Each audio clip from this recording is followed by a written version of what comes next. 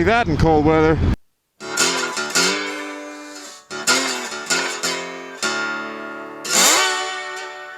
Good morning, inner tubes. I'm filming this on April 10th. It's 7:30 a.m. I'm about to go into work. I'm going to take you in with me on my commute. Welcome to Canada. It's freezing temperature right now. So I'll give you some tips on things you can do to make your morning cold winter commute a little bit nicer.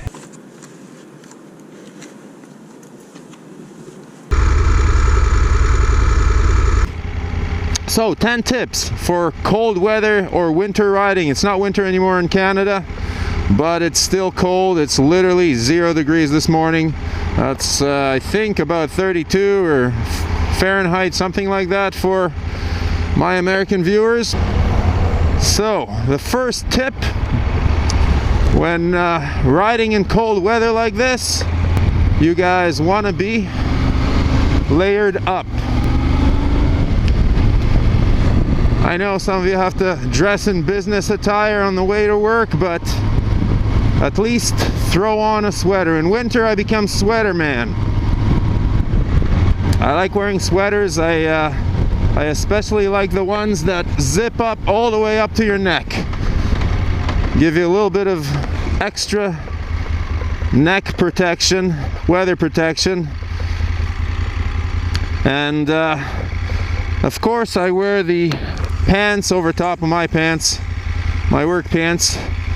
Yeah, they can get a little munched under there, but there's no way I'd make it into work. The 23 or 24 miles into work that I do, mixed roads like this, roads that are a little faster and a little bit of highway on there too, I'd never make it in my work pants.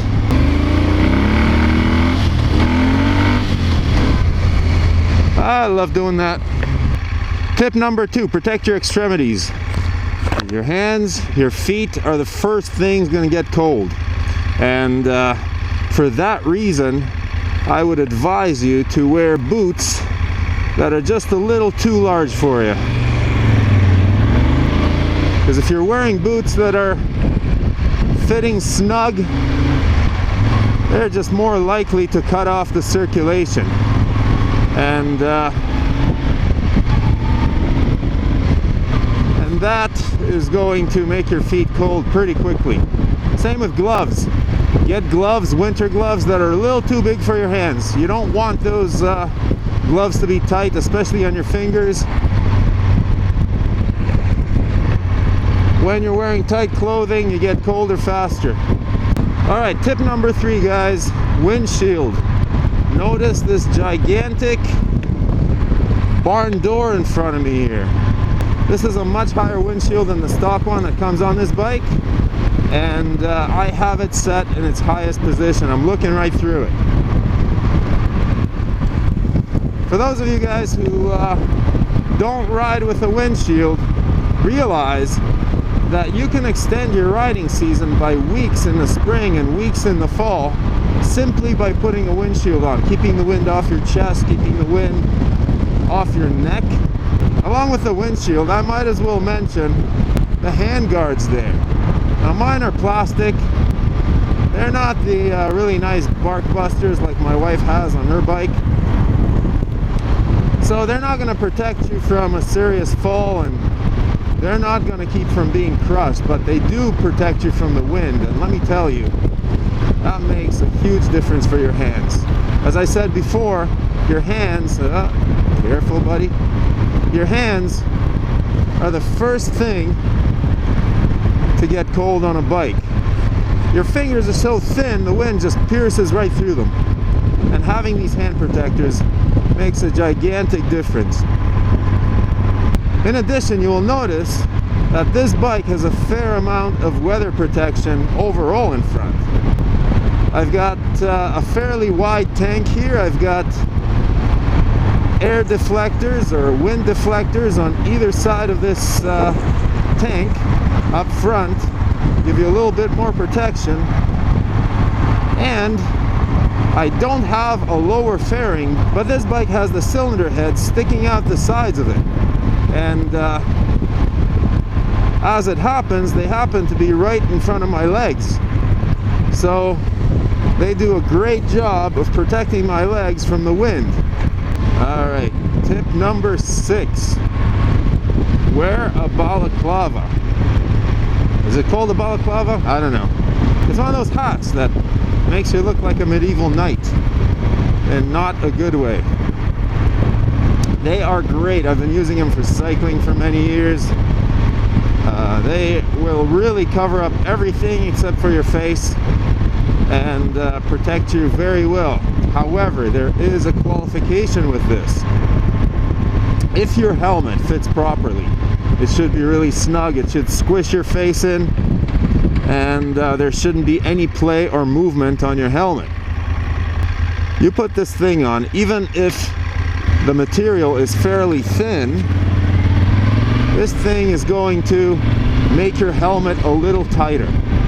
It's definitely going to apply a little bit more pressure to your head. And I did not know this until I picked this bike up a couple of weeks ago, and I was putting it on and threw it on, put my helmet on, went for a ride. By the end of the ride, I had a headache just from the pressure of the helmet pressing on that little extra bit of material. Makes your head just a little bit larger, just enough to give you one of those pressure headaches. So if you're gonna do that, well, if you can afford it, get a helmet that is slightly larger and just wear it on those cold days. And if you can't afford it, well, hopefully your commute's not too long, so that headache will go away pretty quickly. Tip number 7, wear a full face helmet. Now, I realize that most of you know not to wear a half helmet or a 3/4 helmet on a super cold day. But I'm even talking about modular helmets. The helmet I'm wearing right now is not the perfect helmet for a very cold day. Today is not terribly cold, but if it was 5 degrees cooler, I mean 5 degrees Celsius, I would be freezing in this helmet. This helmet would be unbearable, because these modular helmets, they look like a full face helmet, but the cracks in them do let in some extra breeze, which is great on a warm day, but on a super cold day, it is not very much fun at all. Alright, another tip, guys. Heated grips. I know you all know about heated grips, but man, do they ever make a difference on a cold day like this. With heated grips, you can wear lighter gloves in semi-cold weather, and you can ride in very cold weather. Your hands being heated from underneath are going to survive much, much colder temperatures than if they're not. Tip number 9, make sure that you adjust your riding to the temperature. Okay, you're on 2 wheels, guys. You're not on 4 wheels like these cars. You don't have winter tires. You're not set up for the conditions of this kind of temperature. Manufacturers don't expect you, tire and motorcycle manufacturers don't expect you to ride in this kind of a cold. So they're not optimizing their tires and vehicles for this weather.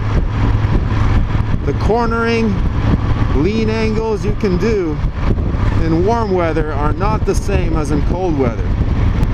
So you have to really adjust your riding, slow down, give the car in front of you a little bit more space, and make sure that if you're hitting an on-ramp or an off-ramp, you're not trying to drag your knee in 0 degrees Celsius, freezing temperatures. Which brings us to our last tip, and you can see the speed going up.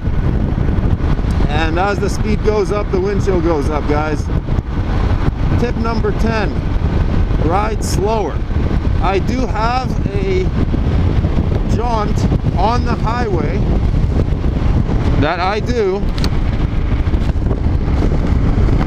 when I'm on my way to work, and in order to get to work on time, I kind of have to hit the highway.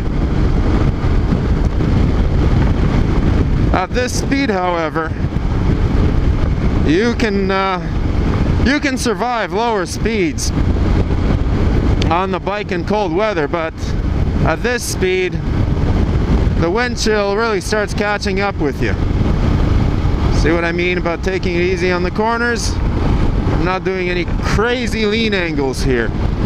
So, in the summer, I would be hammering. Okay, I would be doing much faster speed than this. But in the winter, it's a good idea to slow down, not be doing crazy speeds, although yeah, I just saw my speed climb to over 120 there. Not be doing, well, whatever, dude.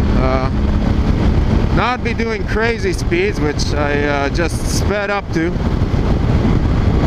Not be doing crazy speeds like I'm doing right now. So anyway, guys, I thought I'd help out those of you who are just starting out, starting to commute. Keep warm out there. It's much easier to get into an accident when you're cold, and you don't have quite the reflexes or the feeling in your hands. Your brain might be foggy from being too cold. You might be distracted by it. The tires don't have the same traction. The bike doesn't handle the same. Just be careful out there, guys. Alright, inner tubes, we're back. Coming home from work. It's much warmer. And we're doing a little bit of gravel stuff. And a little bit of standing up. Here we go. Ah, beautiful ride. Finally getting warmer. Woo! The shots are good, but my legs are even better.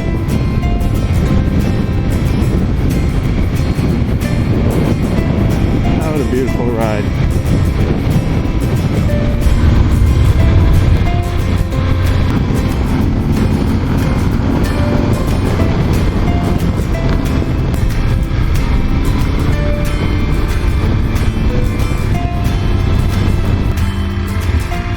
Let's slip through here. Of course, can't pass a streetcar while the doors are open.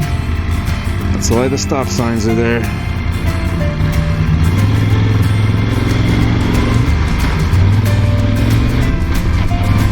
Alright.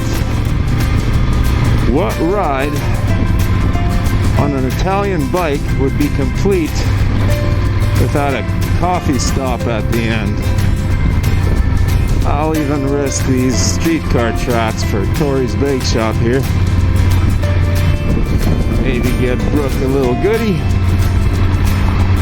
She'll like that.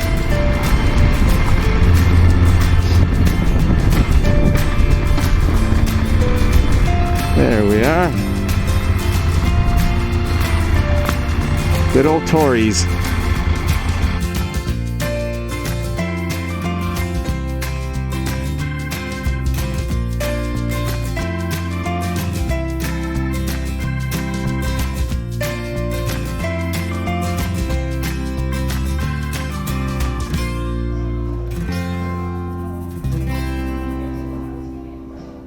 Got you a little something. Oh, thank you. Oh, you're welcome.